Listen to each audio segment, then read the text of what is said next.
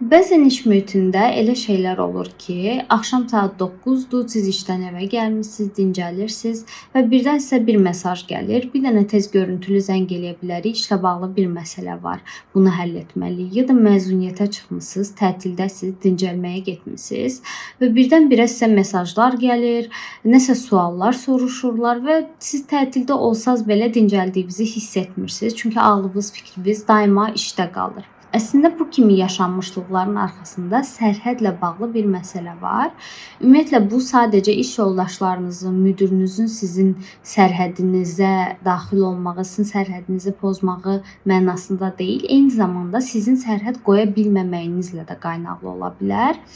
Bu necə olur? Siz əgər yox deməkdə çətinlik çəkirsinizsə, birdən mən nəsə deyərəm, onun xətrinə dəyər, inciyər, münasibətimiz korlanar. Bəlkə elə bilərlər ki, mən bu işi bilmirəm, məsuliyyətsizəm kimi düşüncələr gəlirsə və siz yox deyə bilmirsinizsə, bu halda sərhədlər pozulur deməkdir. Halbuki psixoloji sağlamlıq üçün sərhədlər alınan nəfəs qədər vacibdir. Sərhədlərinizi doğru şəkildə, doğru üslubla qarşı tərəfə bildirmək əslində sizi içdən içə qoruyan bir şeydir. Sizin şəxsi həyatınız, iş həyatınız arasında bir ayrımı yaradır. Və əlbəttə ki, bu sizin münasibətinizi də qoruyur. Çünki sizin münasibətinizin dinamikasını daha sabitləşdirir və qarşıdakı insana bir növ sən harda dayana bilərsən, hara kimi gələ bilərsən mesajı verir.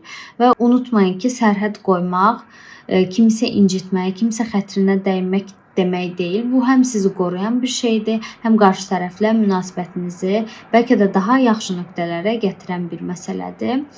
Sadəcə bunun nədən qaynaqlandığını anlamaq və mən niyə yox deyə bilmirəm ya da başqaları hansı mühitdəyəm ki, mənim sərhədlərimə bu qədər girilir tərzində bir analiz etmək lazımdır.